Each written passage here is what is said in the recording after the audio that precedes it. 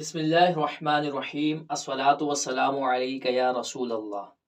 آج انشاءاللہ الرحمن ہم ترکیب کی اہمیت کے متعلق سننے کی سعادت حاصل کریں گے اور اسی ضمن میں ایک جملے کی مختلف 3 تراکیب اور اس کے 3 مختلف مفہومات پر بھی توجہ دیں گے۔ یہ 2 جملے یہاں پر موجود ہیں۔ ان میں سے پہلے جملے کی ترکیب ایک ہی طرح ہوگی، لا تأکل السمک، یہ لائے نہیں ہے اور یہ فعل مضارع کو جزم دیتا ہے، لیکن چونکہ یہاں پر ہمیں اس لام کو آگے والے حرف سے ملانا ہے تو الساکن اذا حرک حرک بالکسرہ، جب حرف ساکن کو ہم کوئی حرکت دیتے ہیں تو وہ حرکت کسرہ کی ہوتی ہے، لہٰذا اس قاعدے کے تحت ہم نے اس کی لام کے نیچے زیر لگا دیا تو اس کو ہم پڑھیں گے لا تأکل السمک۔ اس کا معنی یہ ہے کہ تم مچھلی نہ کھاؤ۔ اسی طرح نیچے والے جملے کا بھی معنی یہی ہے اور اس سے نیچے والے جملے کا معنی بھی یہی ہے، اور ترکیب اس کی ایک ہی طرح ہوگی، فعل نہیں، سیغہ واحد مذکر حاضر، انت ضمیر اس میں اس کا فاعل اور السمک کا مفعول بھی۔ لیکن جب اس جملے کے ساتھ اس جملے کو بھی ہم ملحوظ رکھیں گے تو پھر ان تینوں جملوں کے مختلف معانی بنیں گے۔ پہلی صورت کے اندر یہاں پر واو عطف ہے، یہاں پر واو کے ذریعے تشرف فعل کا تأکل فعل پر عطف کیا گیا ہے، یعنی جس طرح تأکل سے پہلے لا ہے یہاں پر بھی لا ملحوظ ہوگا۔ تو اب اس کا معنی یہ ہوگا کہ لا تأکل السمک، تم مچھلی نہ کھاؤ، وتشرب اللبن، اور نہ دودھ پیو۔ یعنی اس صورت کے اندر اگر کوئی باپ اپنے بیٹے کو یہ حکم دیتا ہے کہ لا تأکل السمک وتشرب اللبن، تو اس کا معنی یہ ہوگا کہ باپ اپنے بیٹے کو مچھلی کھانے سے بھی منع کر رہا ہے اور دودھ پینے سے بھی منع کر رہا ہے، یعنی کسی بھی وقت اس کا بیٹا نہ تو دودھ پی سکتا ہے اور نہ مچھلی کھا سکتا ہے، نہ ان دونوں کو جمع کر سکتا ہے، نہ ان دونوں کو انفراداً کھا سکتا ہے یا پی سکتا ہے، یعنی ہر صورت کے اندر اس کے لیے مچھلی کھانا بھی ناجائز ہوگا اور دودھ پینا بھی ناجائز ہوگا۔ اگر وہ دودھ پی لیتا ہے یا وہ مچھلی کھا لیتا ہے، چاہے وہ یہ کام ایک ساتھ کرے یا علیحدہ علیحدہ کرے، تو اس صورت میں کہا جائے گا کہ بیٹا اپنے باپ کا نافرمان ہے۔ یہ سمجھانے کے لیے تاکہ عبارت اچھی طرح آپ کو سمجھ میں آ جائے، تو یہاں پر اس جملے کا عطف اس پورے جملے پر ہوگا۔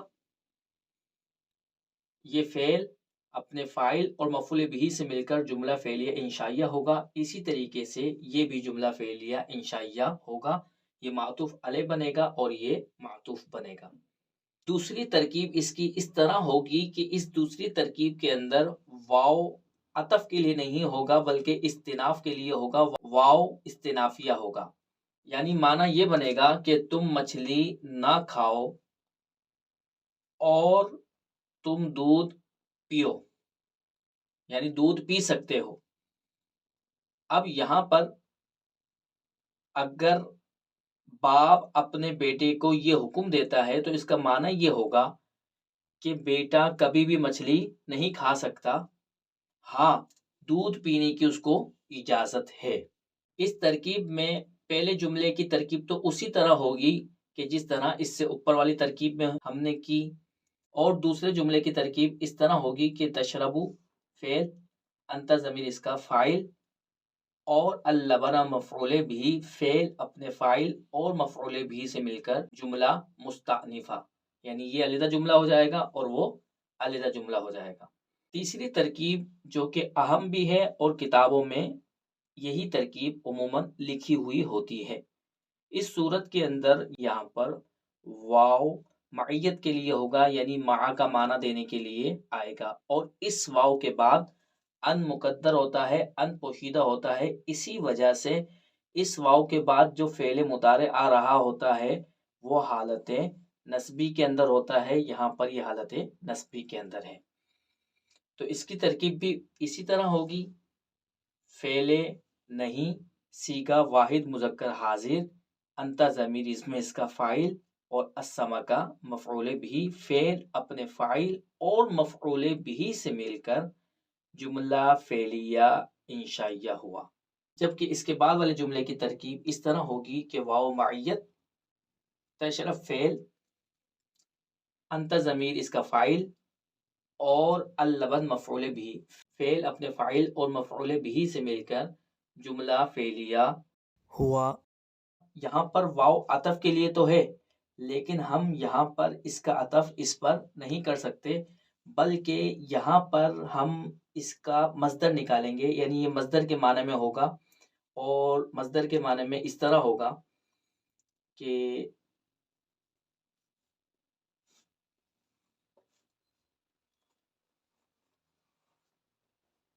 شرب اللبنی، دودھ کا پینا۔ یہ اس پورے جملے کو ہم مصدر کی تعویل میں لے لیں گے، اور اس جملے کو جب مصدر کی تعویل میں لیں گے تو لفظ یہ نکلیں گے شرب اللبنی۔ اسی طریقے سے اب اس کا عطف ہم اس پر نہیں کر سکتے، کیونکہ یہ پورا کا پورا جملہ ہے اور یہ مصدر ہے، یہ مفرد ہے، مفرد کا عطف جملے پر نہیں ہو سکتا، لہذا اس جملے کو بھی ہم مصدر کی تعویل میں لیں گے، پھر اس کا عطف ہم اس پر کریں گے۔ اس کو ہم مصدر کی تعویل میں لیں گے اس طرح،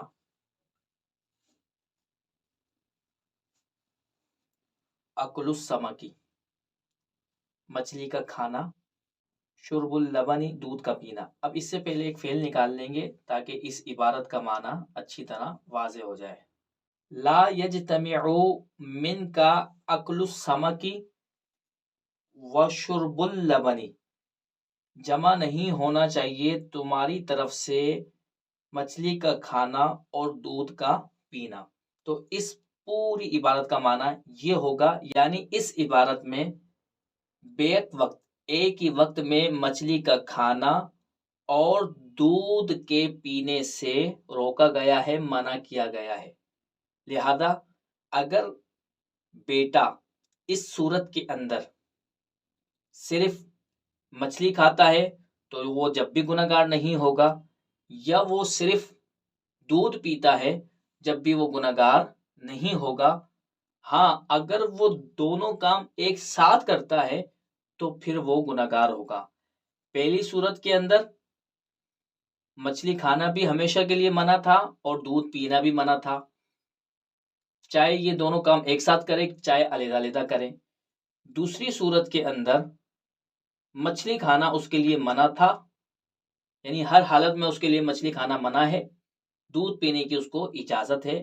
جبکہ تیسری صورت کے اندر بیک وقت مچھلی کا کھانا اور دودھ کا پینا منع ہے، یہ کام وہ علیحدہ علیحدہ کر سکتا ہے، یعنی مچھلی کھانا بھی اس کے لیے جائز ہے اور دودھ کا پینا بھی اس کے لیے جائز ہے، ناجائز ان دونوں کو جمع کرنا ہے۔